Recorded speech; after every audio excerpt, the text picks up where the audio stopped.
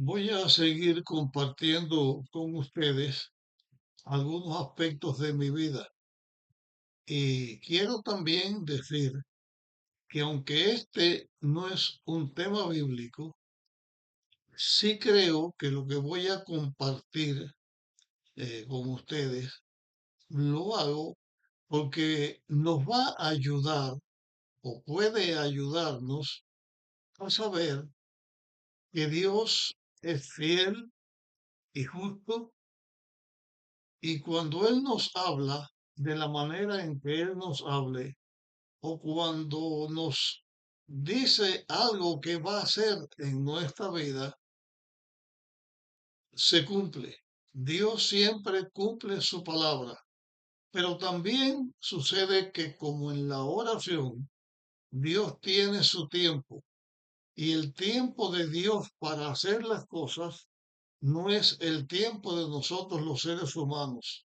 Pero cuando vemos el resultado, vemos cuando Dios actúa en el momento que lo hace y después de ese momento nos damos cuenta que Dios hizo lo mejor y que lo mejor en nuestra vida siempre va a ser la forma que Dios tiene para hacer las cosas. Podemos estar confiados plenamente que cuando Dios responde y hace algo, lo hace en el momento adecuado. No siempre los seres humanos vemos así, pero después que el tiempo pasa y las cosas suceden, no queda más que dar gracias a Dios por la forma en que Él dirige todas las cosas. Yo llegué al seminario para estudiar, para prepararme para servir a la iglesia en el año 1962. En el año 1963 me casé o nos casamos Raquel y yo y continuamos en el seminario estudiando. En el año 1965 comenzaron en Cuba las unidades militares ayuda a la producción. Eso significa la UMAP. La UMAP eran campos de concentración de trabajo obligatorio, donde el gobierno cubano llevó a muchas personas, mayormente jóvenes, aunque yo pude ver allí a alguien que era desafecto al gobierno y tenía más de 50 años, era una persona que cojeaba de un pie y estaba allí en el UMAP también. Dentro de los primeros 15 jóvenes que fueron llamados del seminario, mi hermano Dixon fue uno de ellos. En dos ocasiones pude ir con el pastor Saldívar y uno de los hermanos Prado, que tenía un carro, un jeep en que podíamos viajar, y él hizo dos viajes, a lo menos yo fui dos viajes, para ver cómo estaban, en qué situación estaban eh, algunos de estos jóvenes que fueron llamados, los 15 primeros, y otros campamentos donde estaba Isaac Suárez, donde estuvo Charles Bento y otros jóvenes de la iglesia en aquella ocasión. Estos lugares eran terribles, campos cercados con pelo de alambre bien cerquita uno del otro. En la parte bien arriba, bien alta, había muchos pelos de alambre, no pelos postes, sino enrollados. En la parte de arriba era imposible eh, por allí poder escaparse de ese lugar. Tendría que ser abriendo un túnel para pasar a la otra parte, pero era imposible. de salir a un campo de concentración donde se trataba muy mal a los que allí estaban prisioneros. Por una parte, se señalaba como personas que estaban en el servicio militar, pero era un régimen mucho más fuerte que lo del servicio militar. Pero mi propósito no es hablar de lo que se hacía en estos campos, sino algunos aspectos que tienen que ver con mi vida.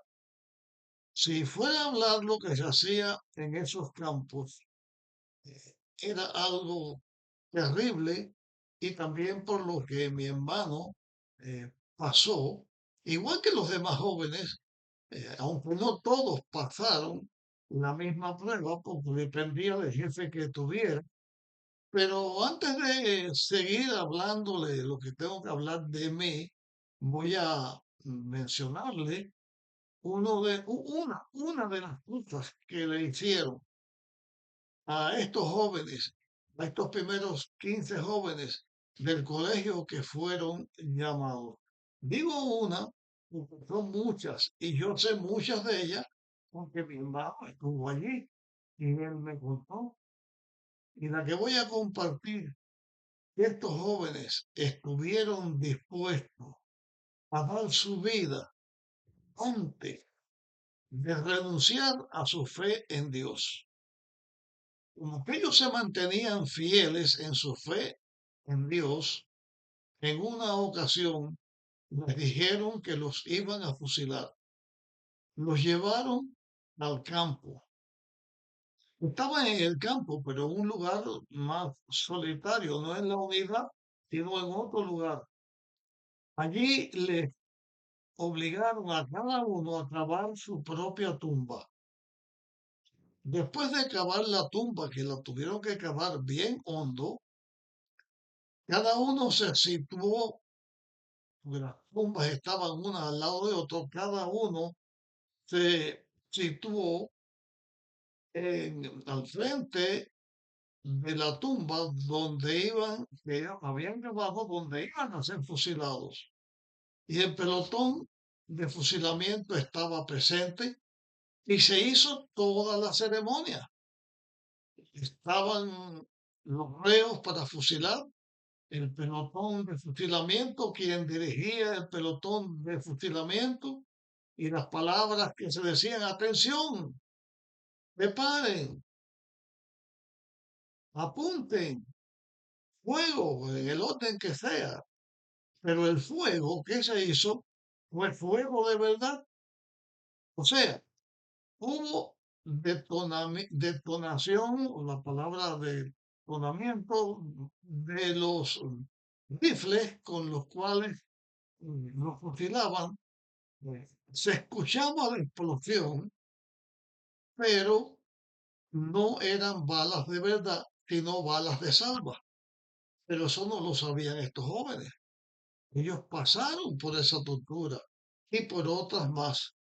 Yo supe en estas visitas muchas cosas de las que allí se hacían y en mi mente surgió la idea de buscar alguna manera para que Dixon pudiera salir de aquel lugar. Pero después de 7 meses de estar en las unidades militares, le dieron un pase a estos jóvenes y ellos volvieron al seminario. Después de 7 meses le dieron un pase de unos días. No recuerdo si fue una semana o cuánto fue. Pero cuando el pase oficial que le dieron se terminó y los jóvenes tenían que volver a su campamento, Dixon y otro compañero que él tenía no regresaron al campamento, se dieron a la fuga y estuvieron por distintos lugares dentro de Cuba huyendo del servicio militar obligatorio, preparándose para salir del país. Como que esa era la situación que había, En el seminario había, recuerdo ahora dos personas, no voy a decir sus nombres. Uno de ellos era el líder en el sentido que él sabía, según decía, cómo hacer un viaje para salir de Cuba en una forma clandestina. Ese viaje costaba 1,000 pesos por persona y nosotros eh, éramos, porque ahora no somos cinco, sino solamente cuatro. En aquel tiempo éramos 5 hermanos varones jóvenes. El mayor era yo, pero era un joven. Entonces, como que esta persona, también alumno del seminario, nos dijo que él tenía el contacto para tomar un barco en un lugar de Santiago de Cuba e ir por mar en ese barco a la base naval de Guantánamo.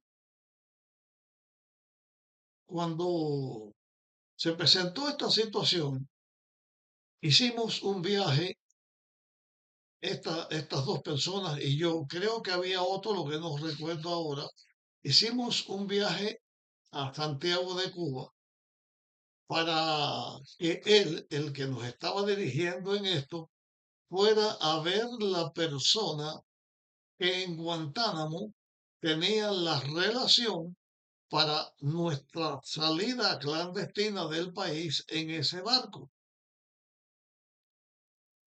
Estuvimos en Santiago 3 días, regresamos al seminario y solamente los que fuimos supimos de esto.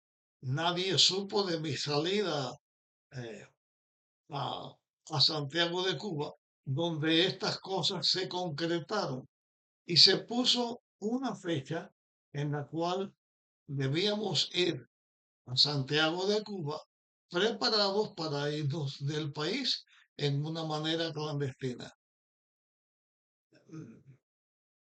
Dixon estaba huyendo por otros lugares de Cuba, pero yo tenía contacto con él y le avisé porque él se uniría a nosotros eh, en Santiago de Cuba para hacer este intento de fuga. Yo avisé a mis hermanos, a Edrey, a Yaret, a Magdiel, conmigo 4, y Dixon, que estaba prófugo, los 5. En ese entonces, mi esposa tenía, estaba embarazada de nuestra hija Arodi. Llegaron a mi casa para la fecha en que debíamos salir para Santiago de Cuba, un día o dos antes. Yo era en ese entonces uno de los dos serenos que por las noches cuidábamos el plantel del colegio. Yo comenzaba a trabajar como sereno a las 10 de la noche y terminaba a las 2 de la mañana. Yo tenía un peso muy grande encima, un peso, me refiero a una lucha mental bien grande, porque sabía a lo que nos estábamos exponiendo. Podíamos perder nuestra vida en este intento, porque si había alguien que supiera del viaje y nos delataran, nos agarraban presos, nos podían matar, a muchos los mataban, otros iban a la cárcel. Yo me sentía responsable de lo que le pasara a mis hermanos, pero me sentía responsable de mi esposa también, de Raquel, y de la niña, bueno, digo niña porque fue niña, de la niña que venía o del hijo que venía, que todavía no había nacido. ¿Qué iba a pasar en ese viaje? Además, estaba nuestro futuro en el seminario. En el seminario estábamos preparándonos para servir a la iglesia. Vivía en una casa que el seminario proveía para los alumnos casados. Si nos íbamos, no podía decirle a nadie, tenía que abandonar la casa con todo lo que había y después de nuestro viaje, sea fracaso o sea éxito, el seminario se enteraba porque no veían a nadie en la casa y tenían que estar al tanto de que todas las cosas estuvieran eh, bien. El caso es que yo tenía un peso arriba muy grande, una angustia muy grande. No sabía en realidad qué era lo bueno. Estaba tratando de evitarle a mi hermano Dixon el sufrimiento y también estaba tratando de ayudar a mis hermanos y a mí mismo, que podía ser llevado al servicio militar, porque también otras personas casadas los llevaban, aunque tuvieran hijos. Ese peso se hacía bastante grande y ya llegó el momento en que teníamos que salir. Mis hermanos estaban en la casa la última noche en que íbamos a salir a estar en el seminario.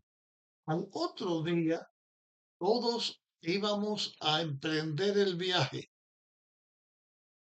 Y cuando ya lo tenía ahí todo cerca, yo sentía una angustia muy grande. Aproveché la soledad cuando estaba de sereno y frente a la entrada del edificio central que estaba iluminado y de allí yo partía con un reloj que tenía a dar la vuelta para marcar con la llave, una llave en un disco que según la hora iba pasando, iba moviéndose con el mismo reloj y marcaba unas distintas estaciones donde tenía que poner una llave para saber de que yo estaba visitando, estaba velando en estos lugares. Había varios lugares, un recorrido grande que había que hacer. Y había lugares en la oscuridad de la noche. Yo fui por el lugar de la oscuridad en la noche y me arrodillé a orar. Mi angustia era grande por todo lo que tenía encima de mí. Y en mi angustia, y yo diría también desesperación, porque hay que verse en una situación como esta para saber lo que se tiene, lo que se está pasando, que me sentía culpable de cualquier cosa mala que hubiera pasado. Yo había eh, conseguido el dinero para varios de mis hermanos y otros lo tenían, o para algunos de mis hermanos y otros tenían su propio dinero. Fui, me arrodillé y de rodillas, después que terminé mi oración, yo le dije, Señor, yo quiero que tú seas el que me dirija. Yo sé que la Biblia no se toma, dije yo en ese momento, yo sé que la Biblia no se toma como una cosa para echar suertes, que la Biblia se estudia, se lee, se analiza, pero yo no tengo otra cosa que hacer que la que puedo hacer en este momento. Después de mi oración, yo voy a marcar un texto.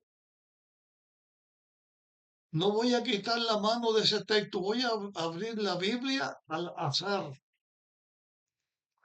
y voy a poner el texto, el dedo sobre un texto en la Biblia y lo voy a leer estaba cerca de la luz, aunque en la oscuridad estaba cerca de la luz. Señor, contéstame en ese texto que voy a marcar. No sé qué otra cosa puedo hacer. Mis hermanos quieren irse, yo quiero irme, pero estaremos haciendo bien, estaremos haciendo mal. Para este entonces tenía yo otra situación. Estaba en el seminario preparándome para servir a la iglesia. Pero, ¿qué me estás escuchando? Yo no sé si te pasa en tu vida como me pasa a mí y como veo que pasa con los demás seres humanos. En la vida, nosotros no le caemos bien a todo el mundo, ni tampoco le caemos mal a todo el mundo. O sea, no todo el mundo tiene una mala opinión de nosotros. Tampoco todo el mundo tiene una buena opinión de nosotros. Yo estaba estudiando, preparándome para servir a la iglesia. No todos los que me conocían o tenían opinión de mí pensaban que yo debía servir en la iglesia como pastor. Otros muchos sí pensaban que yo debía servir a la iglesia como pastor, como el pastor Sarmiento que me mandó al seminario para prepararme y para trabajar en la iglesia como pastor. Pero habían otros que por distintos motivos, según la opinión de ellos, yo tenía que pagar un precio para poder aspirar a ser pastor. Pero si yo no estaba de acuerdo en pagar ese precio, según la opinión de ellos, yo no estaba calificado para ser pastor. Por la otra parte, yo no estaba dispuesto a pagar ese precio. No cuento aquí cuál era el precio, ese no es el motivo. La cuestión es que yo tenía la zozobra que no sabía cuando yo terminara si iba a trabajar en la iglesia como pastor o no iba a trabajar en la iglesia como pastor. Y estaba en juego mucho, como ya he explicado, y creo que no me cansaría de explicar esto porque podía ser la muerte, podía ser la liberación, pero después, si aunque nos fuéramos, ¿qué vida íbamos a enfrentar nosotros en Estados Unidos, que era el lugar donde nos queríamos ir? Iba yo o tendría la posibilidad y mis hermanos también de prepararnos en un seminario para ser pastor. Y si nos preparábamos en Cuba, íbamos a ser pastor. Esa disyuntiva, esta situación se hacía muy tensa, muy pesada, pero yo sabía, como sé hoy, sabía en aquel momento que Dios no falla a sus hijos en los momentos difíciles de la vida y que Dios no se equivoca porque Dios sabe el futuro desde antes, porque para Dios el pasado, el presente y el futuro, todo es presente. Entonces me sometí a hacer esto, oré, puse mi dedo en un texto bíblico y fui para leerlo. Llego hasta aquí para no alargar esta historia y aquí mismo comenzaré en la próxima grabación. Si te interesa esto que estoy compartiendo, compártelo con otras personas para que de alguna manera el deseo que tengo yo de ayudar a alguien también con este testimonio mío, que también pueda ser ayudado. Nos vemos en nuestra próxima grabación.